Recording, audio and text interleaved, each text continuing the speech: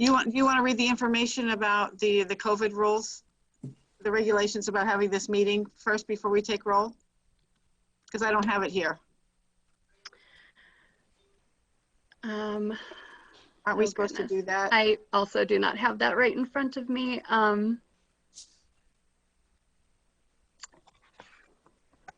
Jason, is that something that you're able to read off for us?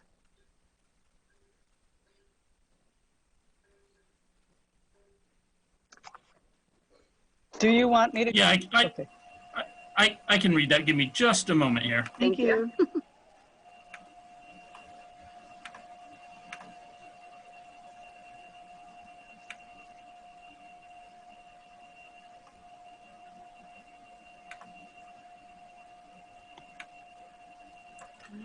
All right. Due to the governor's shelter-in-place order, the Urbana City Council chambers will not be open to the public during this meeting. For those wishing to provide public input, you can email your statement to rlstorm@urbanaillinois.us. By the start time of this meeting, your statement will be read into the record per public input rules. Public input may also be provided via Zoom. Also, in compliance with the governor's shelter-in-place order, we do have a commissioner present in the council chambers. That is Barbara Hedlund today. Thank you, Jason. You're welcome. So are we ready to call the meeting to order and the roll call? Great. Welcome, everyone. Can we maybe have a roll call, please? Might be easier.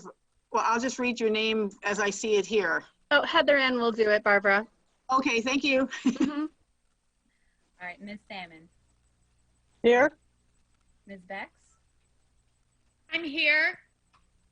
Ms. Hedlund. Here. Mr. Miller. Mr. Modica. Present. Frank is here. Ms. Orchardson. Here. Mr. Panilla. Here. Ms. Williams. Here. Mr. Robinson.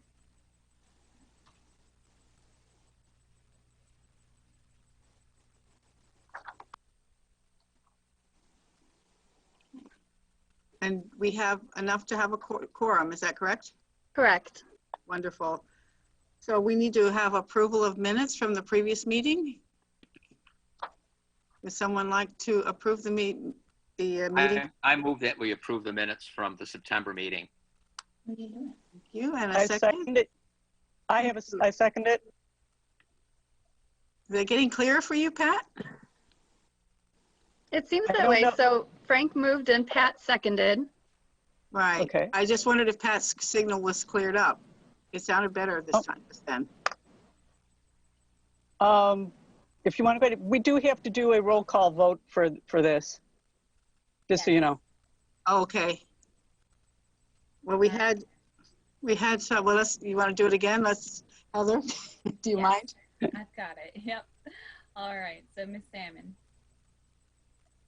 Aye. Ms. Bex. Aye. Ms. Hedlund. Aye. Mr. Modica. Aye. Ms. Orchardson. Aye. Mr. Panilla. Aye. Ms. Williams. Aye.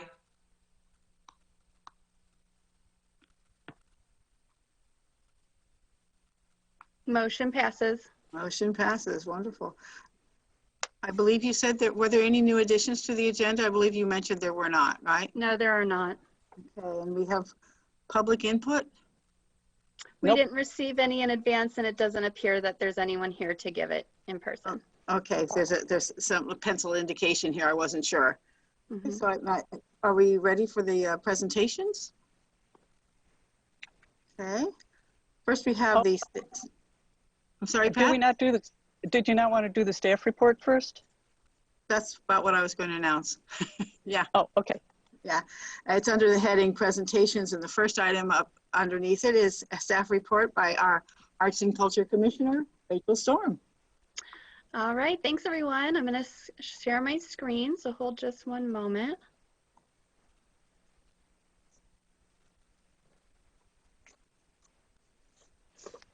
All right.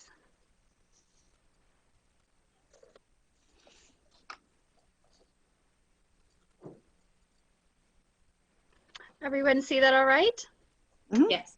Very good. All right. Well, Yes. first and foremost, I want to say hello and welcome to our October staff report and October meeting. I want to thank everybody for their patience as we deal with some technical difficulties today.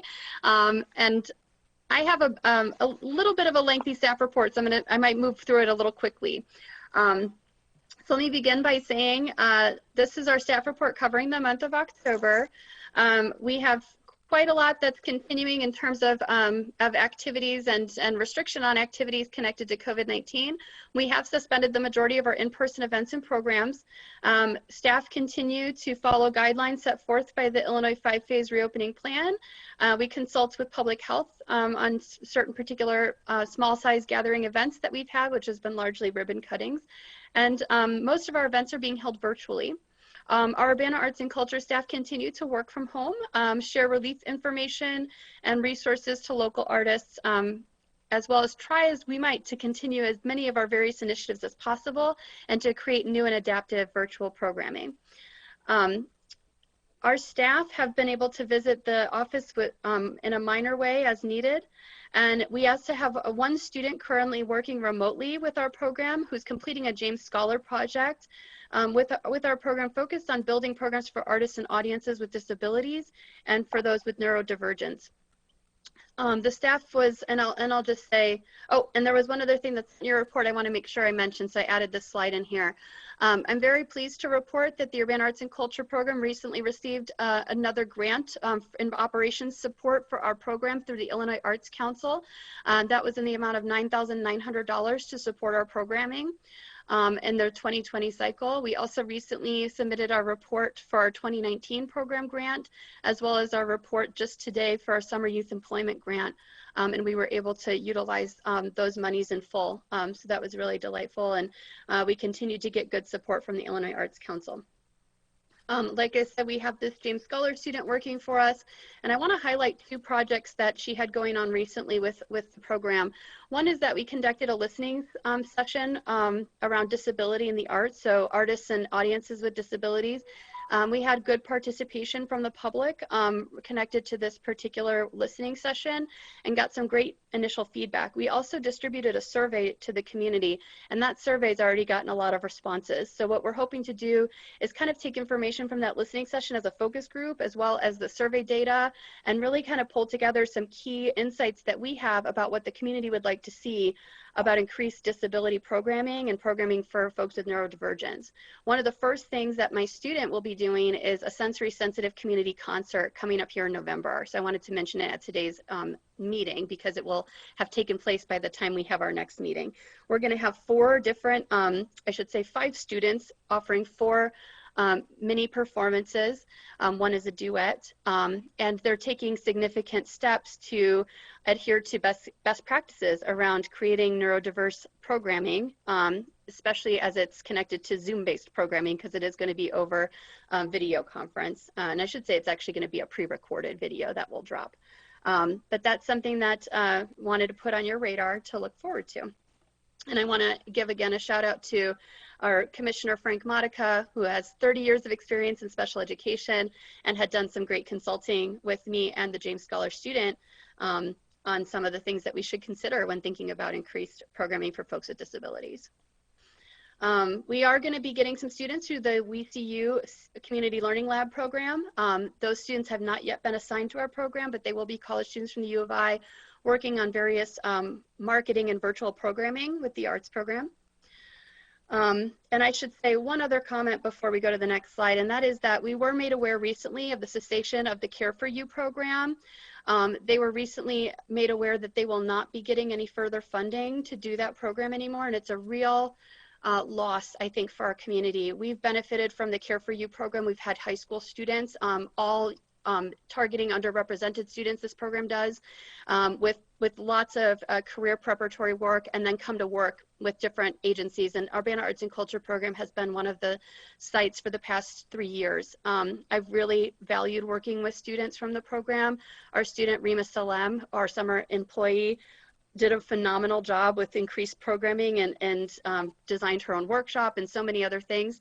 So I'm really sad to report that we won't be continuing this program because they lost their grant funding, and they will be looking for other forms of support. But that was a project that we did with the Regional Planning Commission and Urbana School District 116. We are expecting the Urbana School District 116 executive internship to continue, so we will get a high school student come spring. I want to note that our awardees of the 2020 Urbana Arts Grants, in which we gave out $88,000, have all been doing a lot of work to continue to make their programs happen, even in the context of COVID-19. Obviously, you'll be hearing from some wonderful programs that just went off recently with your grant reports for today from our guest presenters. But there are quite a lot of ways in which our program has been trying to work one-on-one with grantees to kind of strategize about how to move their projects forward. And then now we've just recently opened our cycle for the 2021 Urbana Arts Grants. So we began accepting applications on the 1st of October. We are able to give up to $90,000 out this year. So the largest sum of funding that we've ever been able to give out. And we're really going to be emphasizing how to work within the current constraints of COVID-19. So we have a couple of things that are coming up of note. The first are that the deadlines, the Tier 3 grant deadline is November 6th, a Friday at 5 p.m. This year. And the application for Tiers 1, 2, and Arts in the Schools are due January 13th. We will continue to offer informational workshops to those interested in learning about the funding opportunities. They're designed to give applicants opportunities to explore the grant application, get any questions answered, understand sort of best practices when they're submitting. We also share opportunities about other, or information about other opportunities within the arts program at those workshops. This year, because of COVID-19, we have a plan to give a Tier 3 grant workshop on October 22nd from 1 to 2 p.m. And that will be a Zoom-based webinar. And then Tiers 1 and 2 grants, as well as inclusive of Arts in the Schools, will have an in-person workshop being offered at Salt and Light. Registration is limited and one must pre-register. At that workshop, our plan is to record the entirety of the workshop. So then the workshop will also be made available to people who don't need the in-person and can watch a Zoom-based workshop. So the intention there is, of course, to make sure that we're also meeting people that maybe can't rely on strong Wi-Fi or other kinds of resources in order to get information about our grants. We are going to continue to have our drop-in grant hours where applicants can ask individual questions and they'll get kind of a grant slot during those hours. Our drop-in hours are December 3rd and 4th through Zoom from 10 a.m. to 12 and 1 p.m. to 3 p.m. So pretty much all day, folks can get information from our program. The last hour will be devoted to anyone can come. So it won't be slated for an individual, but it can be kind of a free Q&A on both of those days. We are offering it another 2 days after the holidays, and that will be January 7th and 9th on Zoom from 10 to 12 again, or 1 to 3. So a lot going on with our grant program and a lot of encouragement along the way for applicants. I want to talk a little bit now about the Great Outdoors. As you know, it's our new collaboration with Spurlock Museum of World Cultures, the Urbana Park District, the Champaign Park District, and the Urbana Arts and Culture Program with 40 North. We awarded 10 selected local artists stipends to create outdoor art installations in several of our parks in Urbana and Champaign, and 2 community gardens, that would have Learman Neighborhood Community Garden in Urbana and Randolph Street Community Garden in Champaign. In your report today, you have the full list of selected artists, and I want to just take a moment to highlight them here. The first is Barry Abrams with Inescrity at the MLK Trail in Champaign. Here's a picture of his installation of that piece. Eka's Points of View is at Learman Neighborhood Community Garden, and this is a photograph from the installation taking place there in Urbana. Greg Stallmeyer's Rainbow Connection appears now at Kaufman Lake in Champaign. Janelle Pleasure's Seeds of Injustice is at Randolph Street Community Gardens in Champaign. Keenan Bailey's Unchained is at Douglas Park in Champaign. Kinsey Fitzgerald's Mother and Child is at Chief Schumacher Park in Urbana. Lisa Kessler's Prairie Dance is at Sunset Ridge Park in Champaign. Michael Barron's Catapult Earth is at Anita Purvis Nature Center in Urbana.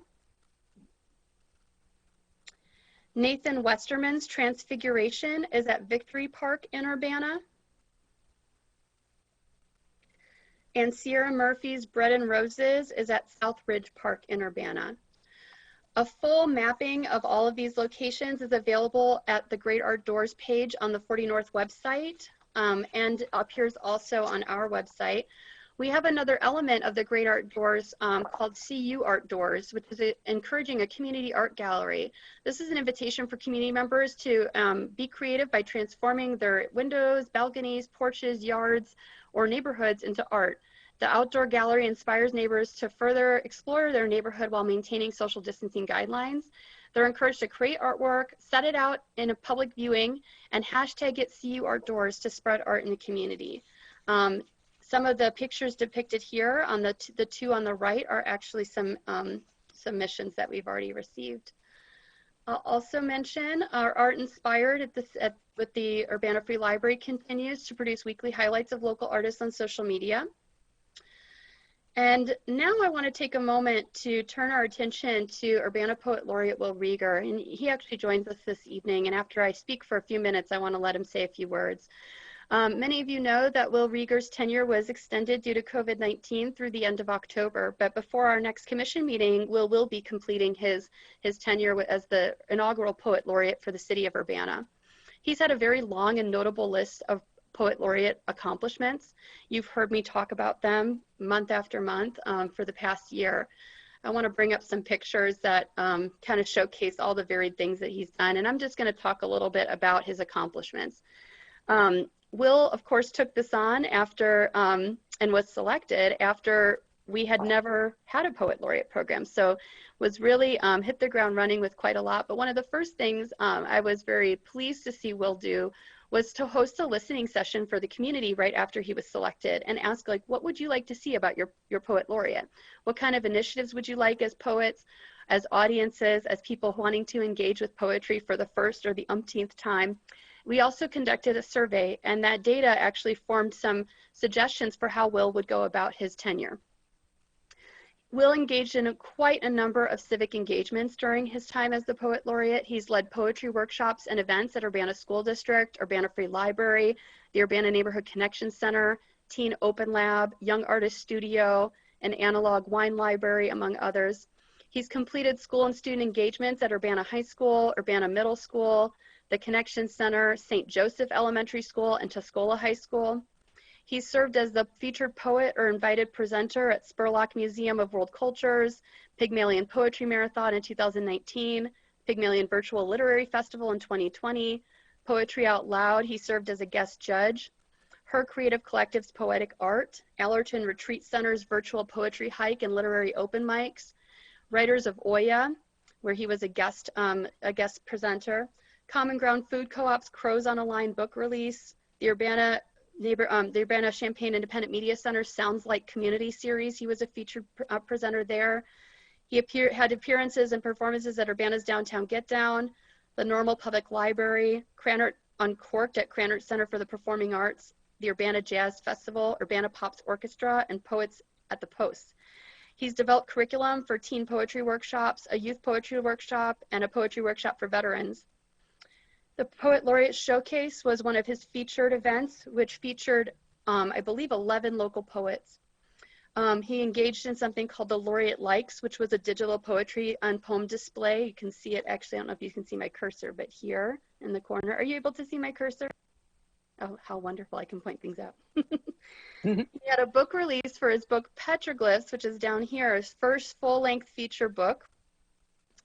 And he also started a Poets on a Park Bench, which eventually turned into Poets in a Pandemic TV series, where we interviewed local poets and heard their work.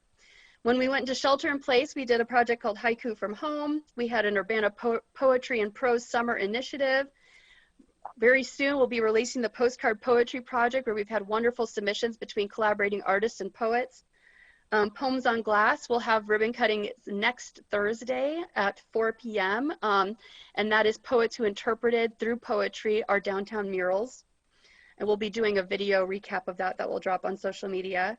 Will Rieger had for himself a goal of 100 poems he wanted to write by request for people in the community, and he's about to reach his goal.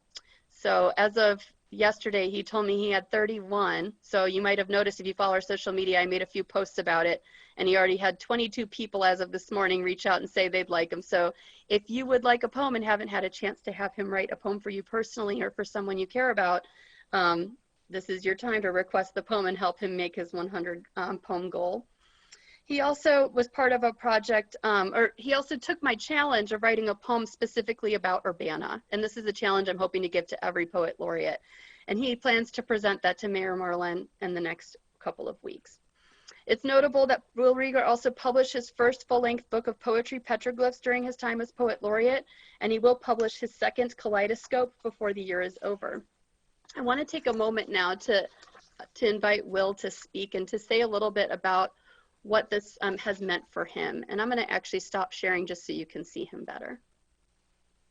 There he is. Hi, Will. All right. Well, I think that you have done me proud, Laura or Rachel, whoever you are. The list of accomplishments seems almost improbable to me, seeing it all up on the screen, hearing it recited. It doesn't feel like it was quite that much, but looking back on it all, I have changed quite a bit as a writer, as a person perhaps, in the sense that I have been torn from my comfort zone and dragged all over the place by the experiences that I've had. Predominantly, my feelings and thoughts are gratitude for the people that have assisted in all of the work, especially Rachel. And I'm grateful as well for the people in the community who have expressed enthusiasm, not so much for me per se, but for the idea of a poet laureate representing the community. And I think that's something that should be considered very carefully in terms of moving forward with this program. People want a person who is writing poetry and encouraging poetry and in all of its forms. And I think that I can say I did a good job of encouraging poetry in the community in a number of ways. I'm also proud of the fact that we were able to bring a number of, I'll say, isolated poetry communities together to work together on various activities. And I would like to see much more of that coming in the future. I was able to participate in interviews, for example, in the Poets on a Park Bench / Pandemic series, and get a feel for communities of poets that I had not known of prior to this. And so that's, in my view, that's one of the extremely important things that this program has brought to pass, that people are now communicating more, aware more of other groups of poets who are out there. As a writer, the experience of being a poet laureate has done basically two things. First, it has made me more aware of, or perhaps feel more responsible for, the things that I put down on the page in a poem. It has made me more aware of the community. And so in the course of this year and a half, I have written more community important kinds of poems. You know, I've transcended the personal almost, in the sense that I've been a community poet, and so that has made me think differently. And of course, writing 100 poems for people is also a very powerful experience, because I've written so many things on topics that are not mine. And so it's forced me to think more deeply. And also, I think it's given me a picture of the human experience that I would not have gotten otherwise. People want me to write about, their Aunt June or their dog or their upcoming anniversary or whatever it is. It's put me into a position of being empathetic towards a number of different people. So I count that as a good thing. And there are so many things that we've done this last year and a half that I hope will continue, but I'm looking forward to seeing what the next Poet Laureate will accomplish on his or her own watch. And, I'm anxious to see who it will be. I'm sort of mentally preparing myself to step down, but also still to sort of be involved in a supportive way in terms of the next Poet Laureate's responsibilities. So I feel overall that this experience has been quite successful and has been a growing experience, both for myself and I think also for the community of Urbana. Thank you. Thank you so much. Thank Will. you. Thank you. I think I speak for us all when I say we're really impressed with everything that you've been able to accomplish, and couldn't have asked for someone who had more dedication and just excitement for the role. So thank you for everything that you've done to help us kick it off right. And I hope that we continue to sort of build a cohort of past poet laureates for the city of Urbana, and that you'll continue to play a role in the future as well. Yes. All right, folks. Well, I've got a few more items on the agenda, a couple things that I want to mention directly connected to this. Well, you may know that we recently released our newest call for the next Poet Laureate. We're doing a combination nomination and application process this time around. So people who were nominated have already received encouragement to apply. You can still nominate people right on our website and our social media, and you can still apply yourself. The deadline is this upcoming Sunday, believe it or not. So that's moving along right quick. We also are very excited to announce that we are launching our first ever Youth Poet Laureate program. So that will be absolutely fantastic. It's open to students 13 to 18 years old. They similarly have to demonstrate a commitment to civic engagement through their activities with school. They have to have an idea of things that they would like to particularly accomplish. And in general, they have to basically be invited to also share their poetry with others. We are partnering with Urban Word out of New York City to launch that program, and it's part of a broader network of youth poet laureates across the United States. So Urbana is on the map with major cities as having a youth poet laureate now. That also means that our youth poet laureate will be eligible to apply for the National Poet Laureate position come next November, and that's really exciting as well. I'm going to go ahead and share my screen once more and go to my next slide. So next up, I want to just quickly mention we got our Young Artist Studio continues as virtual programming for kids 5 and up in the arts, where they learn from local artists. Our next one features Kids Learn to DJ with Janaea Modest, aka DJ Silky, and it will take place this upcoming Sunday, October 18th at 3 p.m. All of our Young Artist Studio workshops will continue to take place virtually. We're also still in the planning process with Krannert Art Museum, Urbana Moms, Coop Adventure Play, and Museum of the Grand Prairie, as well as a number of community groups and organizations to organize a youth exhibition, inviting teens to reimagine a world without systemic racism and other isms that centers peace, justice, and unity. The initiative is still in development, but exhibition opportunities include a digital display, public access TV, an in-person gallery and museum exhibition, and other opportunities for the participating artists. All of our City of Urbana Arts and Culture Commissioners voted on the Urbana Sculpture Project potential selections. So Urbana Arts and Culture Program regularly partners with Public Art League to solicit sculptures for placement in our downtown.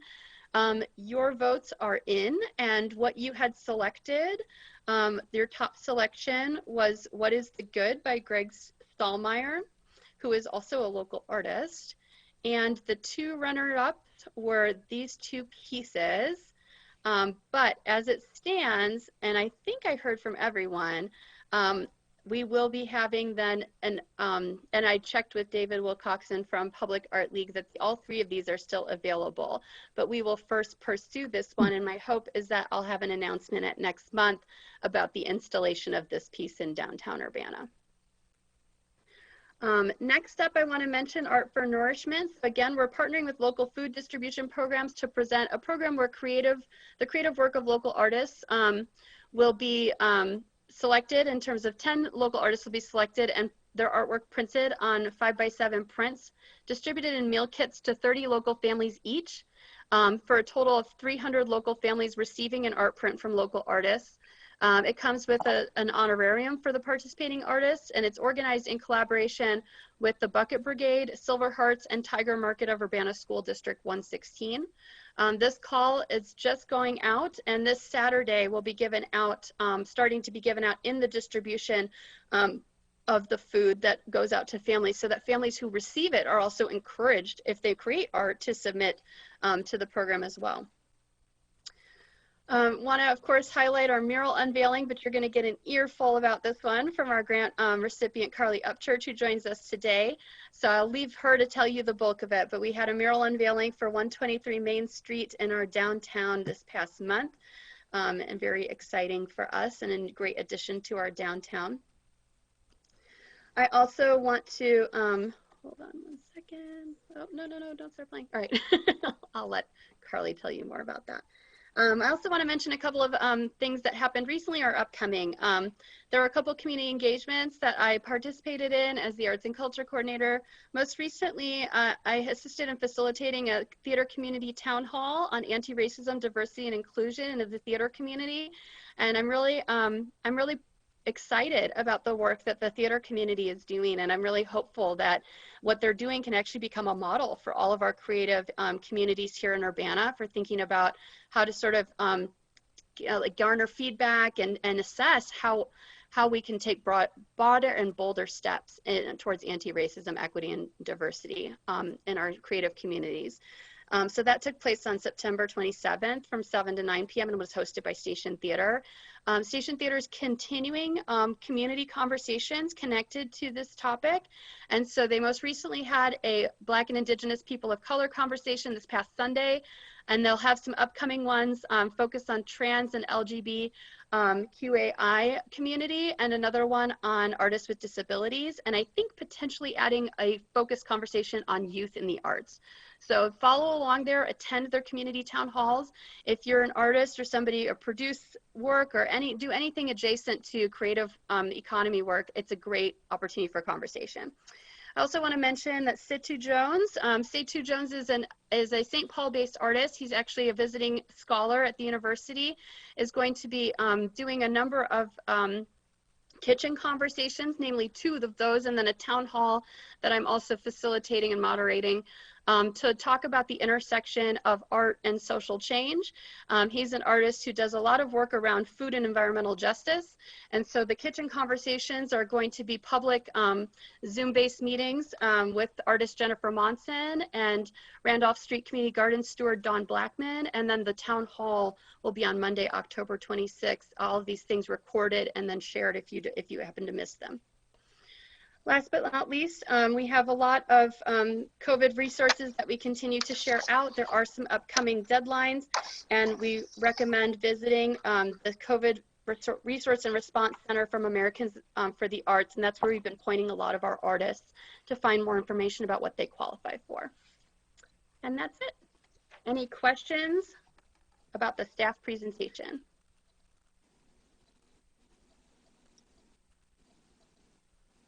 Okay, thank you, everyone. Thank you so much, Rachel. We're now into grant presentations, correct? Yes. Correct.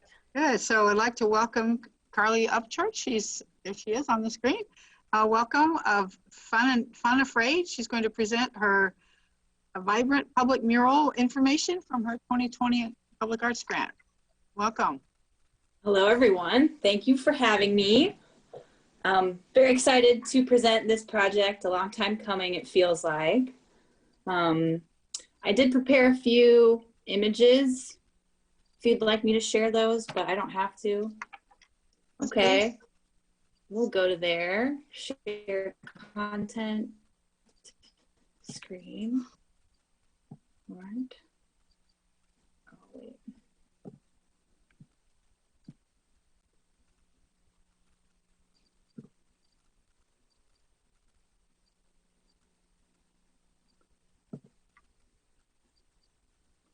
Sorry, I'm new to this.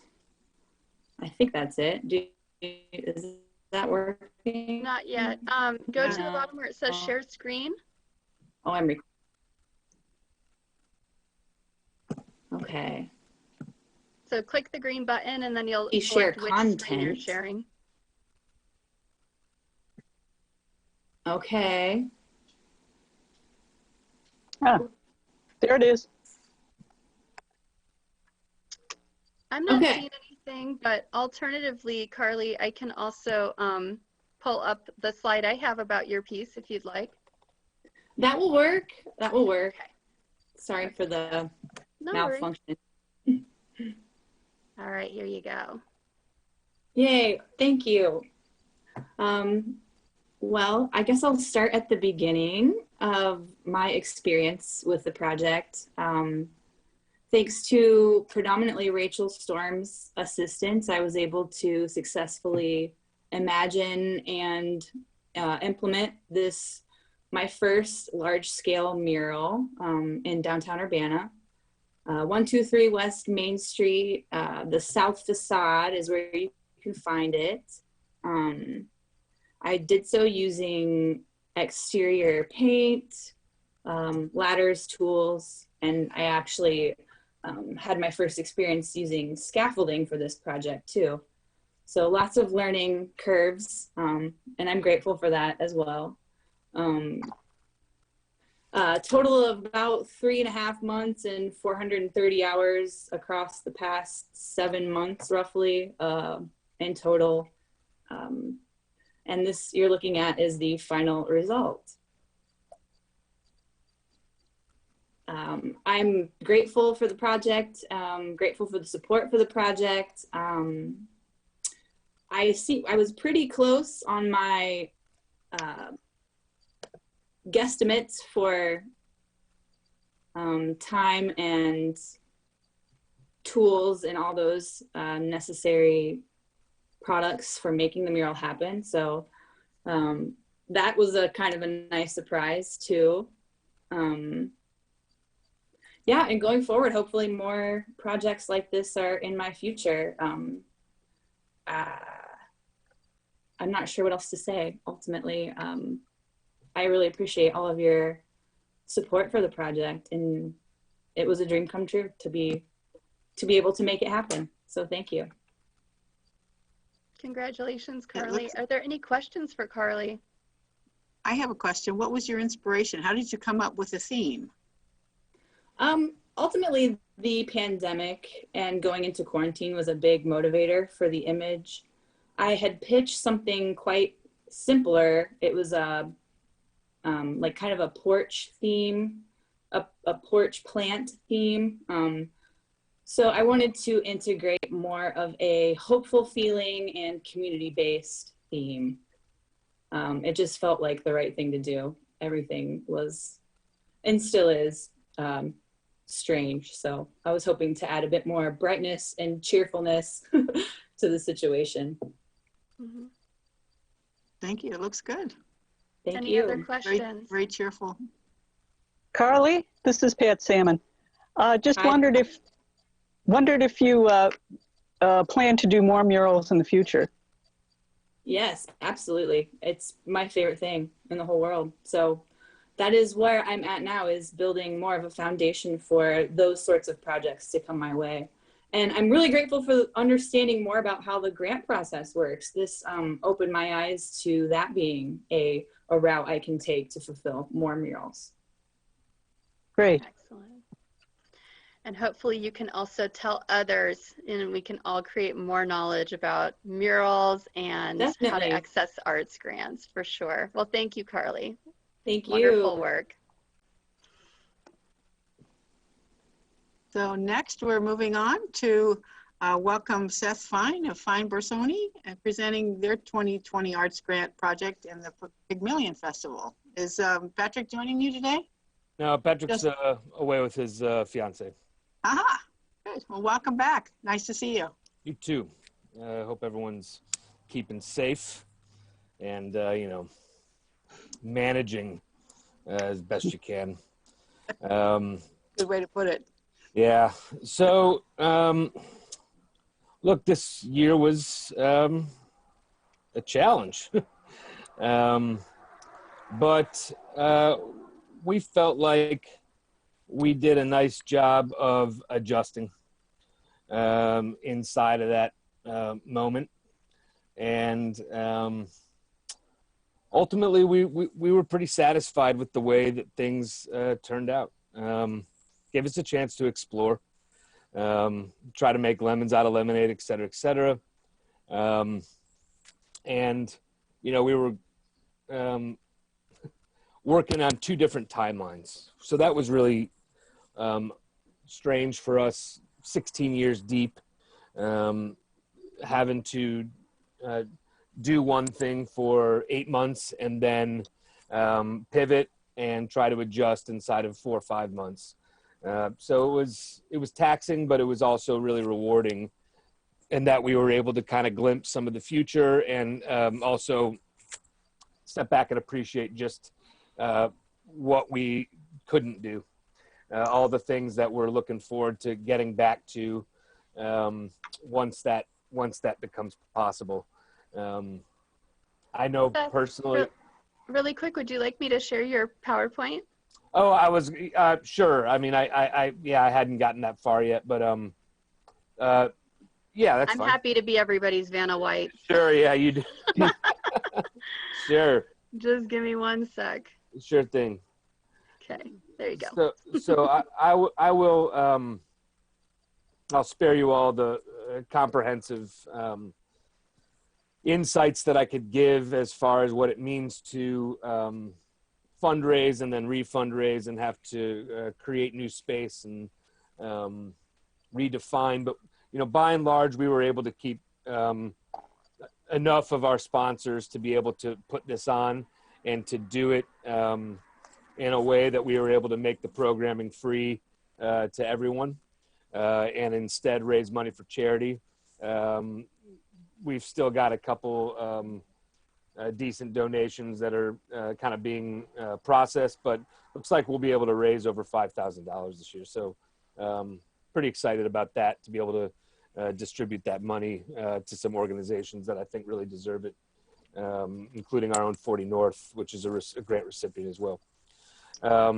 So yeah, inside of what we did with the grant money here, it was a discussion. It was like, well, if the intentions of the grant money are to try to create space for engagement and economic opportunity inside of downtown Urbana, how do you do that virtually? Well, I guess the best thing that we could come up with is that let's work with some people inside of downtown Urbana that we feel like could meet the moment.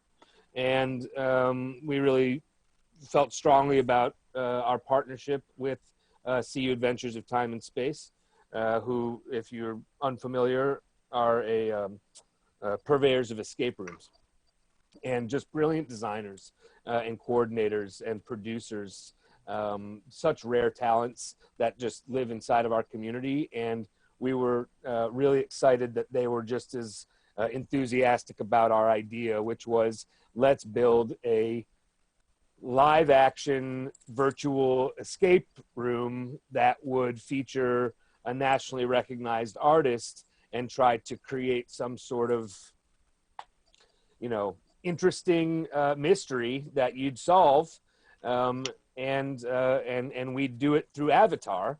And as somebody who's not very good at these games and always is dependent upon the other people I'm with to do it, I can state that it was just as challenging and just as unique and just as odd as it always is. So Ann and Chris designed it. They worked with the Station Theater to stage it and they were able to hire a staff of 8 to be able to manage it. And Thursday, Friday, Saturday, 24, 25, 26 of September, they went 8 hours a night.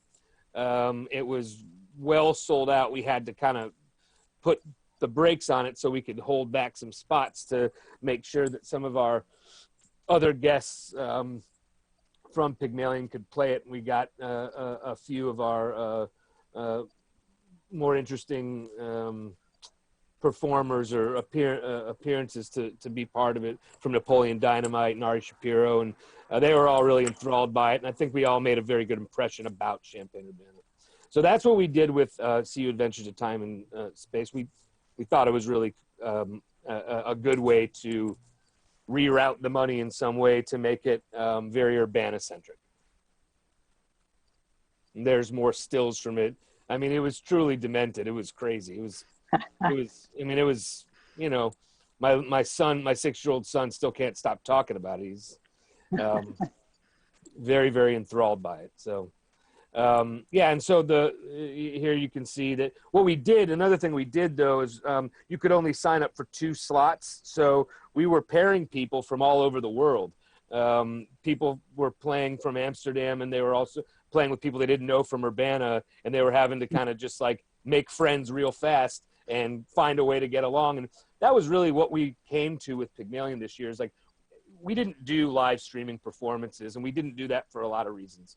First and foremost, we felt like our event is suited to do other things than live music, and live streaming music is not necessarily a bad thing, but it's not something that we felt like we wanted to pursue.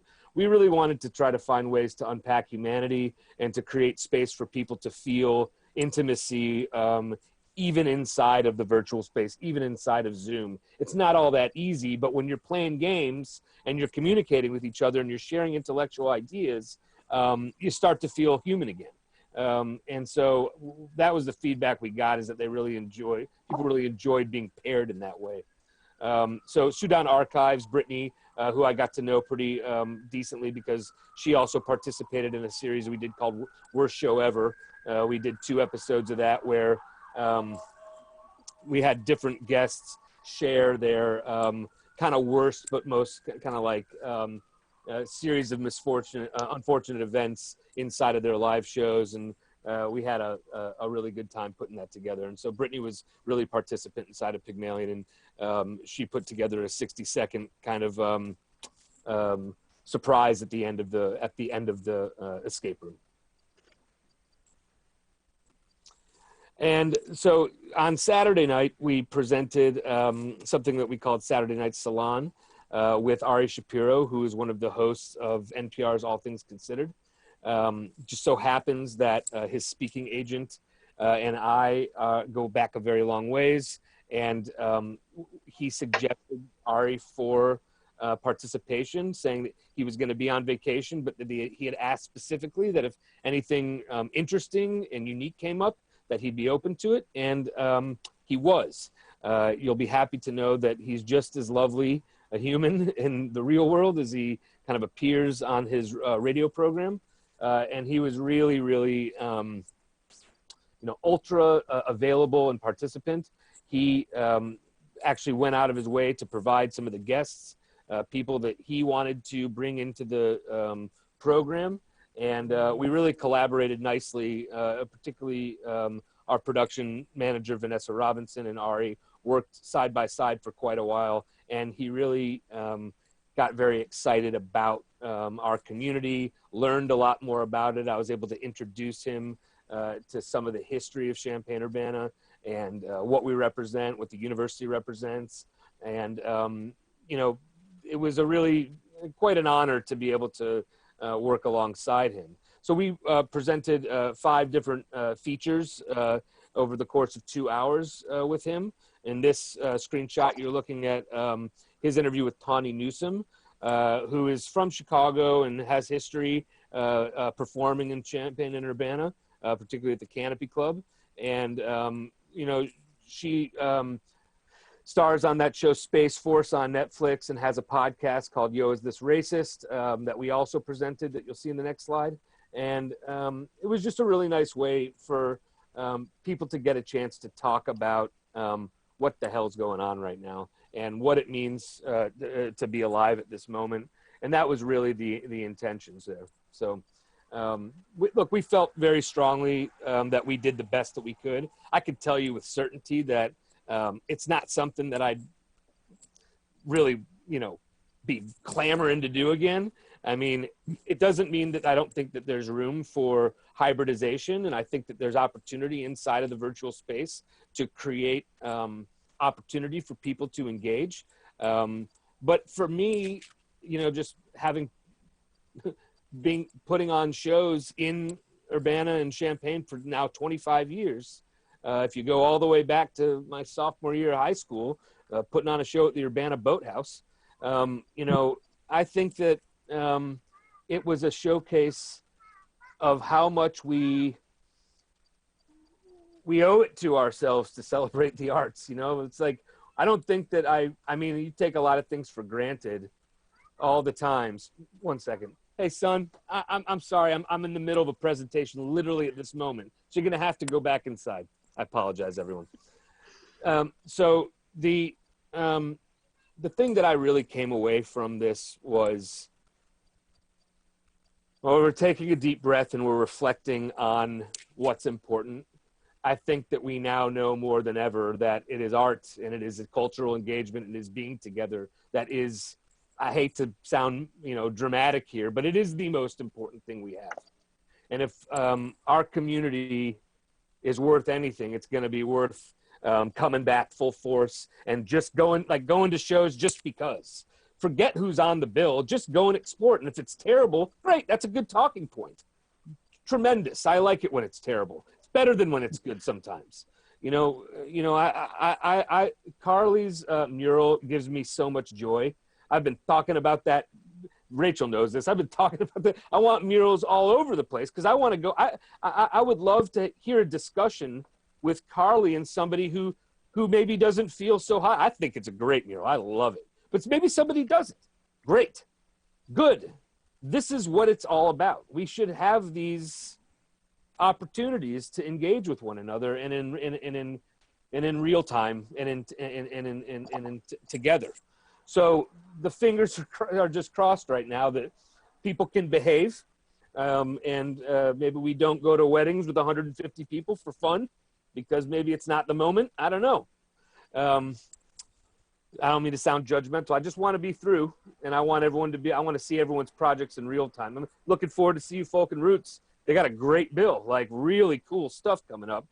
But I am going to be sitting on my computer kind of like, drinking probably a cocktail being like, man, that would be great at the Rose Bowl. So anyway, thank you all again for the grant and for being flexible with how we used it. We really felt like we tried to do the best that we could inside of the space. So I'll take any questions you have. Great work, Seth. Thanks, Rachel. Thank you. Comments or questions for Seth?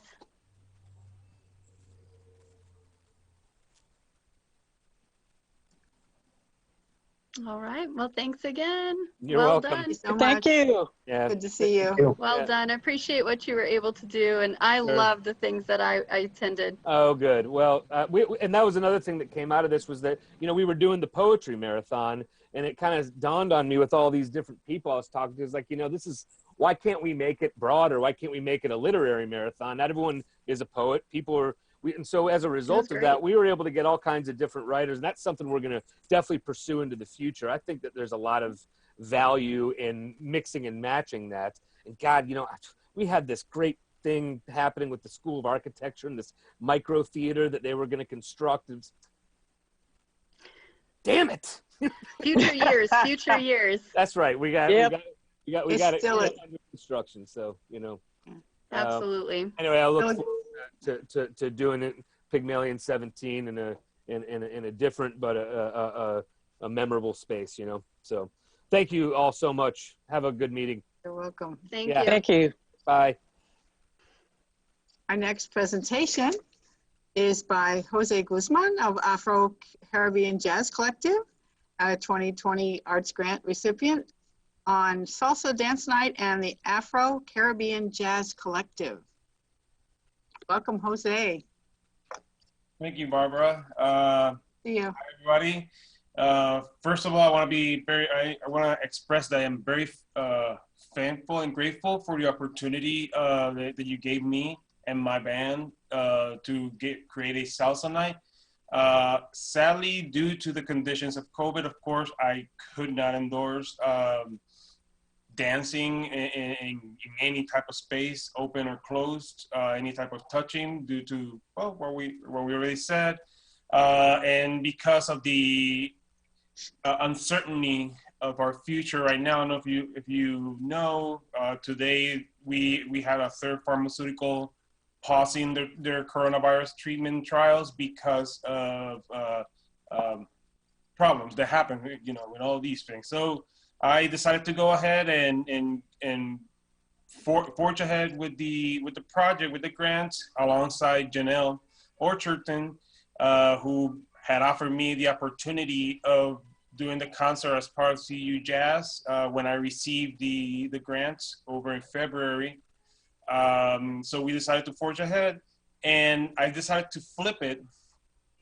Instead of the dance party, have instead a compositional and musical exploration of African descendant rhythms of the Greater Antilles. I planned to do all 4 islands, but I had to stick with the two known ones of Latin jazz, which is Puerto Rico and Cuba. I wanted to also do the Dominican Republic and also do Jamaica, but I wasn't able.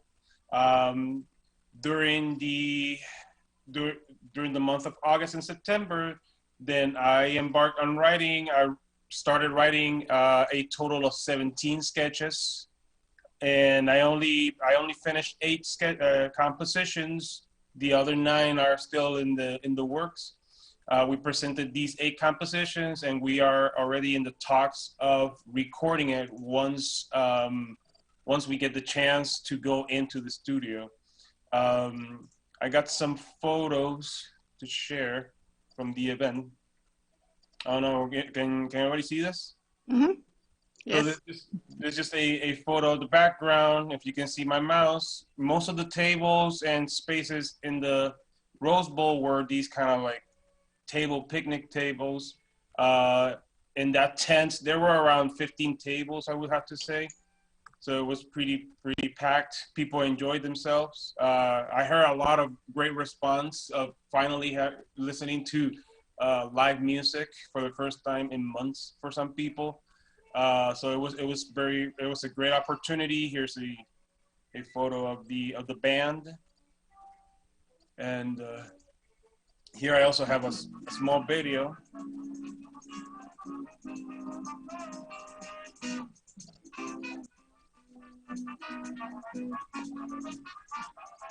That right there was one of the rhythms that we explored in the compositions, called a plena, which is from Puerto Rico. And yeah, so I started writing the total between researching these groups, sketching out parts, writing all parts and arranging parts, took me approximately 45 hours, and that's without including individual practice time, which could range from 3 hours to 6 hours, depending on the availability of the band members. So yeah, besides that, we tried our best to work with this. Sadly, we couldn't do a dance. I hope for in the future that to be able to go down again to Urbana and have a dance party, celebrate that we're finally past everything and that we're moving forward. Like I said, we are for sure gonna be recording these songs. So it's also the city of Urbana, the sponsorship is gonna be part of the credits in the album. I hope to finish all 17 songs. If not, at most, I hope to finish 12 songs to have a full-length album. Yeah, even people from the Courier Cafe, they also had a huge tent on the other side. If you drive by Courier Cafe and the Rose Bowl, you can see there's another tent. They also had a packed house over there, and they also enjoyed very much the presentation. I want to thank Rachel for making this known to me on the farmers market event over like in October, and thank you again to everybody for the process. It's been great to learn how to get another revenue of income, no, and securing projects and securing paycheck, not for me, but actually for musicians who are in this moment hurting a lot. Yeah, I'll be taking any questions if any. And thank you again. Jose, Yes. when is your album going to come out? We're probably talking next year. I don't know, because right now one of the problems is that we cannot record jazz in the same way that you record pop, which is individual parts. You have to be there as a collective, and right now wind instruments are not, I cannot put 8 people in a studio room. Right. And 3 of them are parents. So like I Yeah. can't take that risk. So most likely in the spring, we're talking spring right now. Hopefully it'll all get better, and it'll be released around September, October. Okay, well, let us know when it's released. Will do. Oh, Frank, go ahead. Jose, sorry. It's okay. Maybe we go Frank and then Gonzalo. Yeah, sure. Are there any other plans for live performances? No, well, because of right now, there might be a surge happening around the country, and I personally have a situation with my family. I cannot risk my parents' health just for a live performance. So we're most likely looking also like at March, we're returning to do live events. Okay, go. So, yeah, Jose, thank you for your project. Very interesting. And so, do you have specific strategies for promoting your work when it is released or produced? Like specific. Yeah. Well, we would probably reach out to previous. So we released an album in September, and we have people reaching out from Brazil, blogs from Colombia, or also. I also did a promoting of the album throughout several radio stations, among them WEFT. Recently, I was here in Chicago doing a presentation of the album when I got here back in July, I think.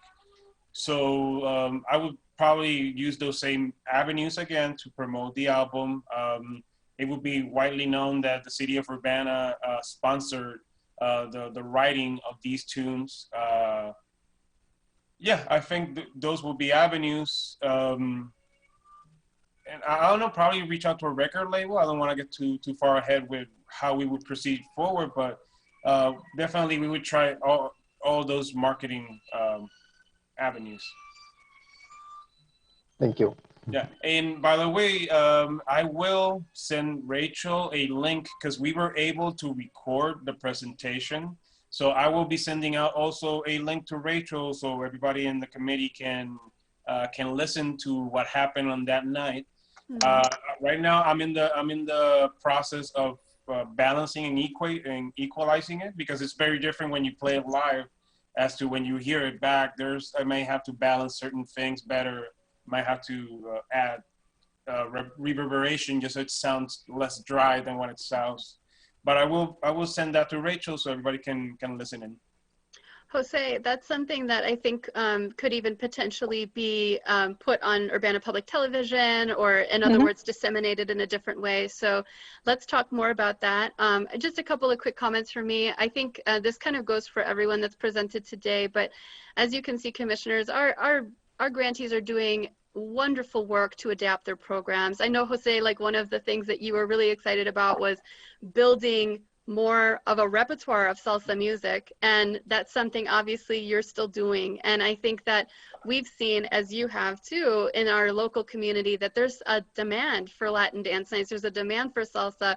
When things come back to normal and we're able to do that safely, it's going to continue to boom in our area and be something that's in high demand. And I love the intention of musicians readying themselves to, like, let's play what the people want. They want more salsa music. It's really important, and actually contributing to also local Latinx culture here. I think it's really important. Yeah. The other thing I wanted to say was that, you know, keep in mind there's a number of things that, and this goes for all grantees. I've told Carly, you know, we're going to continue to explore murals, and we want to see, you know, applications, and things like public art are great ways to continue in the face of COVID. Similarly, for someone in your position, Jose, who's also, you know, had to think differently about like live music, you know, you might go and look at some of the things that we funded in the past for musicians. They include things like filming a music video and disseminating it. You know, we funded projects like that in a music video that highlights Urbana, or, you know, we funded projects where we have virtual or video-based music sharing. And so I encourage you to, you know, think along those lines, to consider the arts grants again in the future for furthering what you would like to do, and to also consider some of our programs as potential spaces for continuing to share out your work. So even if it's impossible to have, you know, perhaps a salsa night or dance, like we'd like to have a gathering and a dance, it may be possible to have the musicians, for instance, play music that has sort of a dance accompaniment that's done through Zoom for like our Young Artist Studio, or another project that we do with like Urbana Dance Company, or, you know, any number of local groups and businesses. So we want to support the arts. I'm really delighted at this project and what you were able to do with it. I think that's true of all of our presenters tonight, and I want to encourage you to continue to collaborate with our program as much as it makes sense for you. Yeah, I definitely will. Thank you. And I actually, on a note, I forgot I had to discourage dancing on the event, because people were people probably tried pointing out, hey, people dancing. And I was like, hey, oh, yeah. cut it out. No. Yeah, you can't hear the music and not want to dance. Well, thank you very much, Jose. Thanks to everyone.